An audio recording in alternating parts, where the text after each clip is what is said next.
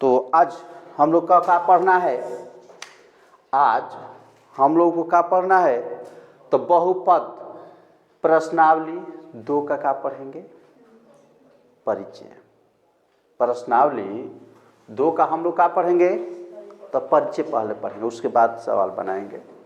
तो यहाँ पर दिया है एक बीजीय बहुपद। हम पहले लिख दिए इसलिए कि मान लो कि लिखने में अधिक समय लगेगा ना, इसकी वजह से वीडियो लंबा हो जाएगा।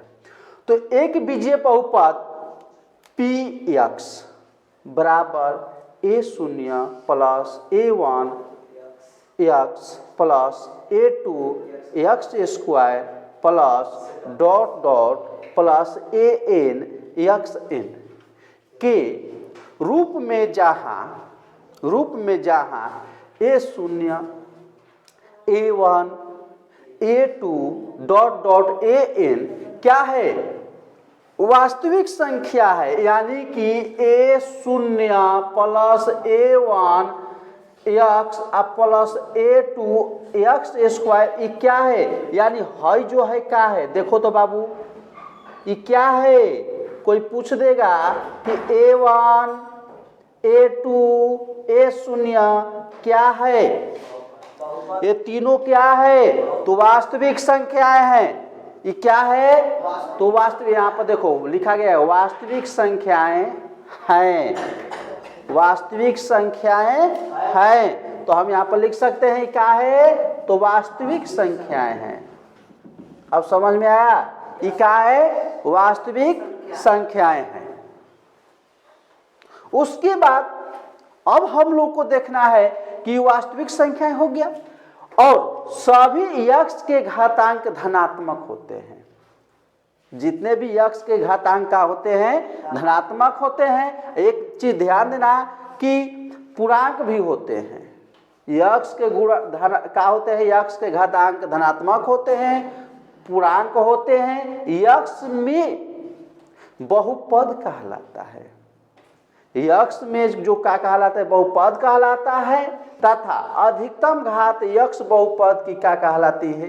घात कहलाती है। जिसका घात अधिक होगा वही क्या कहलाएगा? अधिकतम घात x बहुपद की क्या कहलाती है? घात कहलाती है। जैसे मैं मान लो कि हम यहाँ पर लिख दे x square plus ax square, यहाँ पर लिख दिए bx का घात 4 लिख दिए। तो जिसका अधिकतम घात होगा वही x का क्या कहलाएगा? तो बहुपद कहलाएगी, घात कहलाएगी। अब हम लोग जान गए कि वास्तविक संख्या कौन है। तो वास्तविक संख्याएं कौन है? तो जो इसके साथ में लगा है वो क्या होगा? वास्तविक संख्याएं हैं। जो इसके साथ में लगा है क्या है? वास्तविक। a1 a0 a1 a2 ये सब क्या है? तो वास्तविक संख्याएं हैं। इतना हो गया। अब इसके अब आगे पढ़ेंगे कि बहुपद कितने प्रकार के होते हैं। बहुपद कितने प्रकार के? बहुपद कितने प्रकार के होते हैं? अब बाबू इसमें ध्यान देना कि पूछा है बहुपद कितने प्रकार के होते हैं। तो बहुपद क्या होते हैं? उत्तर में हम इसका यही लिखेंगे कि कई प्रकार के होते हैं, कई प्रकार के होते हैं।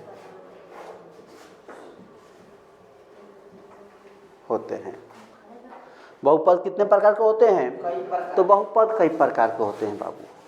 मान लो कि इसमें हम बहुत से देख सकते हैं। तो पहला हम लिख दिए एगो लिख दिए रैखिक बहुपद। रैखिक बहुपद। तो रैखिक बहुपद किसे कहते हैं? जिसका घात 1 हो उसे हम क्या कहते हैं? रैखिक बहुपद कहते हैं। हम इसमें लिख सकते हैं रैखिक बहुपद किसे कहते हैं। तो हम यहाँ पर लिख देंगे एक बहुपद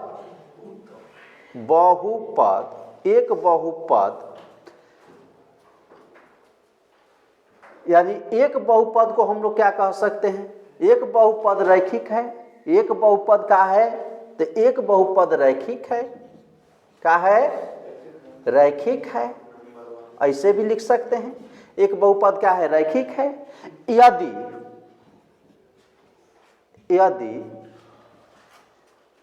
रैखिक बहुपद में इसका हम देख सकते हैं, यदि घातांक का चीज होना चाहिए, घातांक या उसकी घातांक, ऐसे लिख लो तो लोग, यदि उसकी घातांक यदि उसकी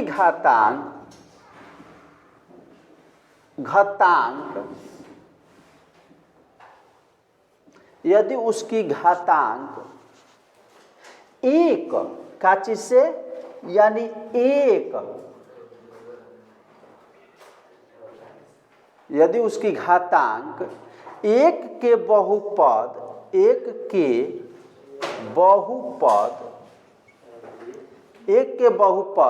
को रैखिक बहुपद कहते हैं। एक के बहुपद को हम क्या कहते हैं? रैखिक बहुपद कहते हैं। रैखिक बहुपद कहते हैं। यानी सीधा बोल दिया कि रैखिक बहुपद किसे कहते हैं? तो एक बहुपद रैखिक है यदि उसकी घातांक एक के बहुपद रैखिक बहुपद कहते हैं, या जिसके घात एक हो उसे हम क्या कहते हैं? रैखिक बहुपद कहते हैं। अगर हम लोग को लिखना होगा तो हम लोग ये भी लिख सकते हैं, रैखिक बहुपद किसे कहते हैं? तो जिसका घात एक हो उसे हम क्या कहते हैं? रैखिक बहुपद कहते हैं। हम साधारण भाषा में हम लोग लिख सकते हैं, कोई दिक्कत नहीं है। यदि मान लो यहाँ पर दे दिया है ax plus b, ax plus का दे दिया b, तो ax प्लस b, तो यहाँ पर घात कितना है? x जो का है? बहुपद है। x है ना, बहुपद है। a का है? a का है? वास्तविक संख्या है। a क्या है? वास्तविक संख्या हो गया। और x का होगा? घातांक हो गया। या हम पता है कि बहुपद वही कहलाता है, तो x घातांक कब का है? बहुपद है। का है? बहुपद है। अब बताओ कि x का घात कितना है? तो x बहुपद का घात कितना है? अब आ गया, ये वास्तविक संख्या है, x का है बहुपद है, और x बहुपद के घात कितना है? 1 है। तो हम यहाँ पर लिखे हैं कि एक बहुपद रैखिक है। एक बहुपद रैखिक है यदि उसकी घातांक एक बहुपद रैखिक बहुपद कहलाते हैं, या जिसकी घात एक हो उसे हम क्या कहते हैं? रैखिक बहुपद कहते हैं। इतना हम लिख सकते हैं। समझ में आ गया? ये वास्तविक हो गया, ये क्या हो गया? बहुपद हो गया। इसको हम जो बोलते हैं, इसको क्या बोलते हैं? घात बोलते हैं।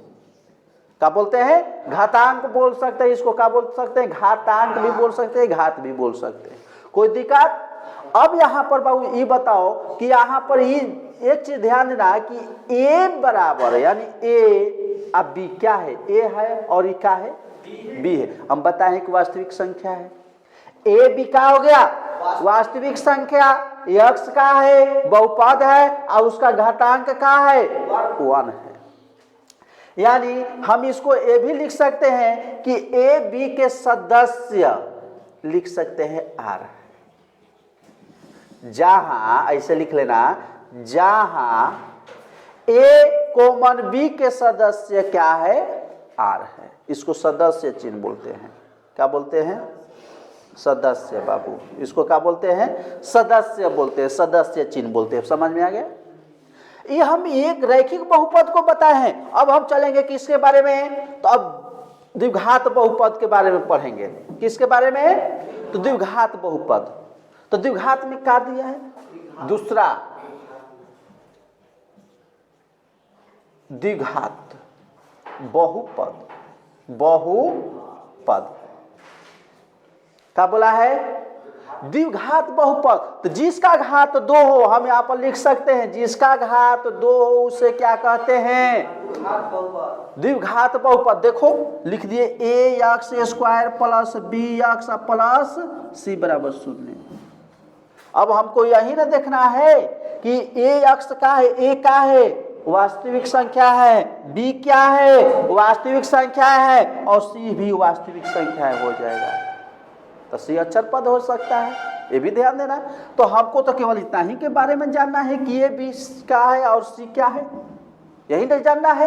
तो ये क्या है, वास्तविक संख्या, तो इसमें क्या है, ये क्या है, बहुपद है, ये भी बहुपद है। अब इसके में ना दिया है, हो गया।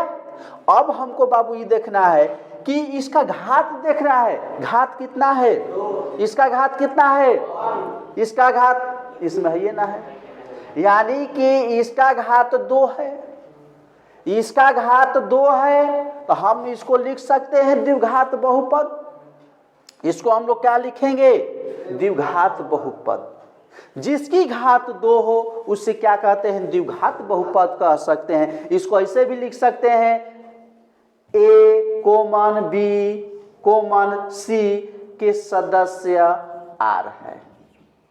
जहां ए कोमन बी कोमन सी के सदस्य क्या है, आर है, हम ऐसे लिख सकते हैं। या हम लोग को परीक्षा में बाबू केवल 10 क्लास में यानी 10th क्लास में यही पूछेगा कि यक्स का घात कितना, यानी बहुपद किससे कहते हैं, तो जिसका घात 1 हो ना, बोल दे कि रैखिक बहुपद किससे कहते हैं, जिसका घात 1 हो उसे हम रैखिक बहुपद कहते हैं, जिसका घात 2 हो उसे द्विघात बहुपद कहते हैं, जिसका घात 3 हो उसे त्रिघात बहुपद कहते हैं, जिसका घात 4 हो उसे चतुर्थ घात बहुपद कहते हैं। पहले हम यहाँ पर लिखवा दें बहुपद कितने प्रकार के होते हैं, तो बहुपद कई प्रकार के होते हैं। अब लिख सकते हैं। अब इसमें बताओ बाबू, यहाँ पर हम एगो सवाल लिख देते हैं, ऐसे लिख लो, इसका परिभाषा लिख लो, जिसका घात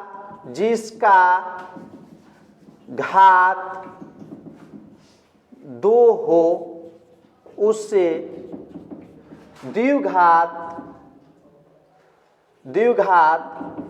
बहुपद कहते हैं। क्या कहते हैं, बहुपद कहते हैं। अब त्रिघात चतुर्घात का तुम लोग लिख सकते हो। अब हम किसके बारे में पढ़ेंगे, त्रिघात के बारे में पढ़ेंगे। तो त्रिघात में बाबू क्या होगा, त्रिघात में क्या होगा, हाँ वैसी बहुपद जिसकी घात क्या हो, 3 हो। यानी ओकरा पर 3 गो टोपी पहनी, ठंडा के दिन में कगो टोपी पहनेगा, 3 गो टोपी पहनेगा, उससे हम क्या कहेंगे, त्रिघात बहुपद कहेंगे।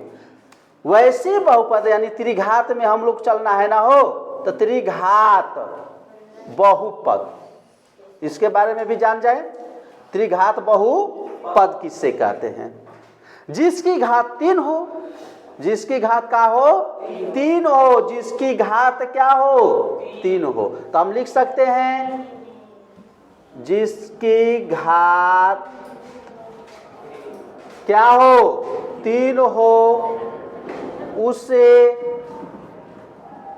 उसे क्या कहते हैं, त्रिघात बहुपद कहते हैं। क्या कहते हैं, तो त्रिघात बहुपद कहते हैं, त्रिघात बहुपद कहते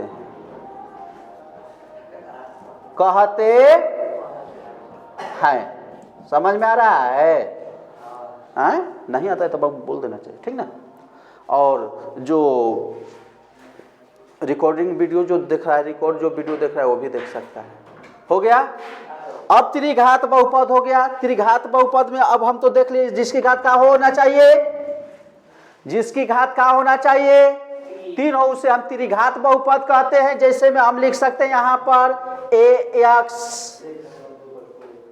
Q plus bx square plus cx plus D भी लिख सकते हैं, कोई दिक्कत नहीं है, इसमें कोई दिक्कत नहीं है। तो बोला है का त्रिघात बहुपद, जिसका घात 3 है उसको हम क्या कहेंगे, त्रिघात। त्रिघात का है, देखो तो यहाँ पर 3 गो घात दिखाई दे रहा है, इसको त्रिघात बहुपद कहेंगे।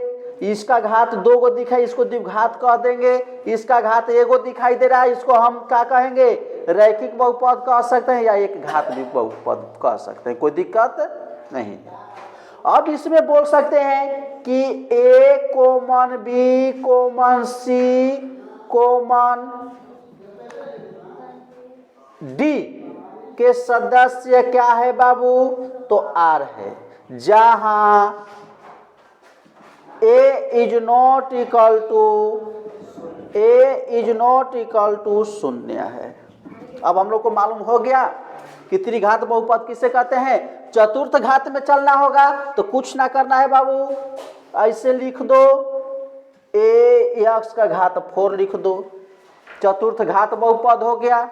चतुर्थ घात बहुपद हो गया ना, चतुर्थ घात बहुपद किसे कहते हैं। अब उसके बाद इसमें तो हम लिख दिए, अब हमको देखना है कि ax का घात 4 कौन सा बहुपद है, चतुर्थ घात बहुपद है। इसी तरह क्या करना है, हमको सब लिख देना है। अब यहाँ पर देखो त्रिघात हो गया, चतुर्थ घात भी हो गया।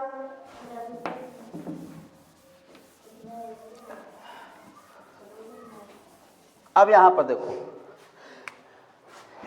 ax square plus b x plus c, ये कौन सा बहुपद हो गया, द्विघात हो गया। हम यहाँ पर लिख देंगे 4x का घात 3, कौन सा बहुपद होगा। अच्छा यहाँ पर लिख दिए 5x का घात 4, ये कौन सा बहुपद होगा, चतुर्थ घात होगा, जिसका घात दिया रहे ना। अब यहाँ पर मान लो कि 3x का घात q है, या कौन सा घात होगा, त्रिघात, यही वाला नहीं, ये वाला घात है ना। यहाँ पर देखो x का पावर 1 दे दिया है, यानी x का घात 1 दिया है। एक बहुपद भी बोल सकते हैं, इसको क्या बोल सकते हैं, एक बहुपद या रैखिक बहुपद भी बोल सकते हैं। क्या बोल सकते हैं, रैखिक बहुपद भी बोल सकते हैं, बहुपद बोल सकते हैं, एक बहुपद या रैखिक बहुपद भी बोल सकते हैं। उसके बाद यहाँ पर 3 है तो इसको हम क्या बोलेंगे, त्रिघात बोल सकते हैं। जिसका घात 4 गो है इसको हम चतुर्थ घात बोल सकते हैं। इसका घात 3 है तो इसको त्रिघात बोल सकते हैं। इसका घात 2 है तो इसको हम क्या बोलेंगे, द्विघात बहुपद बोल सकते हैं, कोई दिक्कत नहीं है। एक चीज और ध्यान देना, इसको नोट कर लेना, बहुपद का मान किसे कहते हैं। तो बहुपद के मान में हम लोग को पढ़ना है कि यदि px बहुपद x में है, यदि px बहुपद x में है तथा अल्फा, इसको बोला जाता है अल्फा, अल्फा कोई एक वास्तविक स्थिरांक है, तब px में x को यदि अल्फा से प्रतिस्थापित करे और वास्तविक संख्या प्राप्त हो, तब वह संख्या क्या कहलाती है, px का x बराबर अल्फा पर मान कहलाती है। हम लोग को यही पूछा है कि मान किसे कहते हैं, तो वही x बराबर अल्फा पर क्या कहलाती है, मान कहलाती है। तथा इसे p अल्फा द्वारा भी हम लोग क्या करते हैं, निरूपित करते हैं। p अल्फा द्वारा हम लोग क्या करते हैं, इसको निरूपित करते हैं। ये चीज ध्यान देना। फिर उसके बाद अब हमको जानना है कि अल्फा बहुपद ये तो हो गया, और बहुपदों का योग कितना होता है इसको हमको देखना है। योग सूत्र क्या होता है, गुण।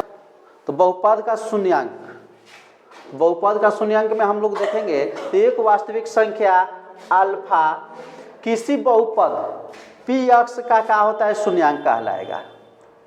क्या कहलाएगा, px का क्या कहलाएगा, शून्यांक कहलाएगा। यानी p अल्फा बराबर क्या होता है, शून्य होता है।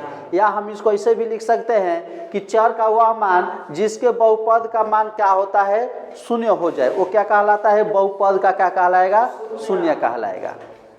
अब इसके बाद हम लोग को ये देखना है कि ये तो इतना हो गया, इसको नोट कर लो।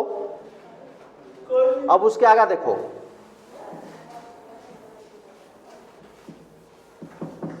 हम लोग को अब सूत्र का प्रयोग करना होगा। मान लो कि हम देखेंगे, यदि मान लो कि पहला सवाल हम लिख दिए, यदि एक द्विघात बहुपद का बारे में बात करें, किसका, एक द्विघात बहुपद के बारे में। हाँ, एक द्विघात बहुपद के बारे में बात करेंगे। किसके बारे में, द्विघात बहुपद के बारे में बात करेंगे। तो मान लो कि द्विघात बहुपद हम लोग जान रहे हैं क्या होता है, ax square plus bx plus क्या होता है, c बराबर क्या होगा, शून्य। द्विघात बहुपद हो गया, द्विघात बहुपद हो गया। तो इसका शून्यांक हमको लिखना होगा। तो इसका शून्यांक क्या है, देखो तो इसका शून्यांक हम लिखेंगे, शून्यांक अल्फा क्या है, अल्फा तथा अल्फा तथा क्या है, बीटा हो, अल्फा तथा बीटा, यानी इसका शून्यांक क्या होना चाहिए, अल्फा तथा बीटा हो। क्या हो, अल्फा तथा बीटा हो तो शून्यांकों का यदि बाबू सूत्र हर समय परीक्षा में पूछता है कि शून्यांकों का योग क्या होता है, क्या होता है, तो शून्यांकों का योग ये पूछेगा। एक पूछता है शून्यांकों, ठीक ना, शून्यांकों का गुणन, तो शून्यांकों का योग पूछेगा तो इसका सूत्र होता है अल्फा प्लस बीटा बराबर माइनस बी बाई ए होता है। माइनस बी बाई क्या होता है, ए होता है। और यहां पर हम चलेंगे तो शून्यांकों का गुणनफल में चलेंगे तो इसमें होता है अल्फा, क्या होता है, अल्फा इंटू बीटा बराबर सी बाई ए होता है। क्या होता है, सी बाई ए होता है। हम यहां पर बोल सकते हैं कि अल्फा प्लस बीटा बराबर माइनस बी बाई ए है, तो बी क्या है, देखो तो यहाँ पर क्या है, ए आई बी है, तो बी क्या है, यक्स स्क्वायर है, ये क्या है, बी क्या है, तो बी जो कि यक्स का क्या है, गुणांक है, यक्स का क्या है, गुणांक है बाबू, क्या है, यक्स का गुणांक है। अब माइनस बी का यक्स का क्या है, गुणांक है। और ए पूछ दे तो है ना, ए है हो, ई वाला ए है, आई वाला बी है, आई वाला का है, सी है। तो बाबू यहाँ पर ये देखो कि बी का है, यक्स स्क्वायर का क्या है, गुणांक है। बी जो है क्या है, तो यक्स स्क्वायर का क्या है बाबू, तो गुणांक है, यक्स का क्या है, गुणांक है। और ए का है, तो ए हम लिखेंगे यहाँ पर देखो, ए जो है क्या है, तो यक्स स्क्वायर का गुणांक है, क्या है, यक्स स्क्वायर, तो यहाँ पर लिख देंगे यक्स स्क्वायर का क्या है, तो गुणांक है, यक्स स्क्वायर का क्या है, तो गुणांक है। और वही पूछ रहा अल्फा इंटू बीटा, तो यहाँ पर देखो हम लोग तो जान रहे हैं कि ए का है, यक्स स्क्वायर का क्या है बाबू, गुणांक है, ये तो हम लोग जान रहे हैं कि गुणांक है। लेकिन यही पूछे सी क्या है, सी क्या है, तो अचर पद है, क्या है, तो अचर पद है। समझ में आया, ये क्या है, अचर पद है, इसको नोट कर लो। समझ में ना, ये ध्यान ना बाबू, मेहनत किया जा रहा है, जो भी रुकते हैं उसको स्क्रीनशॉट ले लो। और एक चीज़ और ध्यान दो, लाइक और सब्सक्राइब जरूर करो, और भर से जितना अधिक से अधिक तू लोग सब्सक्राइब कराओ, सभी को हम कह रहे हैं, ठीक ना। मान लो कि क्या होगा कि सब्सक्राइब करने से ये होगा कि जो भी नोटिफिकेशन होगा तुरंत जाएगा, इसी ध्यान। ये हो गया, देख लो जितना जल्दी इसको नोट करो जल्दी। हाथ वाला एगो है लास्ट, त्रिघात बहुपद। तो त्रिघात बहुपद में बताए हैं कि त्रिघात बहुपद में क्या होता है, a x cube plus b x square plus c x plus d बराबर 0 हो गया। तो अब ये बताओ बाबू, इसमें किसका शून्यांक क्या है, शून्यांक कौन कौन है इसका, तो शून्यांक क्या हो जाएगा, अल्फा बीटा और उसके बाद गामा, अल्फा बीटा गामा। हो तो हम क्या करेंगे, हो तो हम क्या अब करेंगे, तो इसका शून्यांक हमको ज्ञात करना है, योग ज्ञात करना होगा, तो क्या लिखेंगे, इसका योग ज्ञात करना होगा तो हम लोग क्या लिखेंगे, तो योग ज्ञात करना होगा तो लिख देंगे alpha plus beta plus gamma, लिख दिए। इसका सूत्र होता है alpha plus beta plus gamma बराबर होता है माइनस बी बाई ए। हम बताए हैं कि क्या है, यक्स का गुणांक है, बताया ना, यक्स का क्या है, ये गुणांक है, ये क्या है, यक्स स्क्वायर का गुणांक है, ये क्या है, यक्स स्क्वायर का गुणांक है बाबू। ठीक, अब उसके बाद एक और होता है अल्फा इंटू बीटा, अब plus beta gamma plus alpha gamma लिख सकते हैं या गामा अल्फा लिख सकते हैं, कोई दिक्कत नहीं होगा। तो लिख देंगे गामा अल्फा बराबर क्या होगा इसका, देखो गामा अल्फा बराबर, तो इसका सूत्र होता है सी बाई ए। हम बताए हैं सी का है अचर पद है, अचर पद है, और ए क्या है, तो एक्स स्क्वायर का क्या है, गुणांक है, लिख सकते हैं एक्स स्क्वायर का क्या है, तो गुणांक है। अब हम लोग को बाबू एक चीज और ध्यान देना है, यही यदि दे देगा इससे ए अल्फा बीटा गामा, शॉर्टकट में ऐसे भी दे सकता है, तो इसका हम लोग क्या लिखेंगे, तो इसका हम लिखेंगे माइनस डी बाई ए, ऐसी सूत्र है बाबू, ये क्या है, तो सूत्र है, इसी सूत्र पर सवाल अब बनेगा। अब हम लोग परिचय पढ़े, अब इसके आगे हम लोग पढ़ेंगे कल। ठीक हो गया, चलो स्क्रीनशॉट ले लो।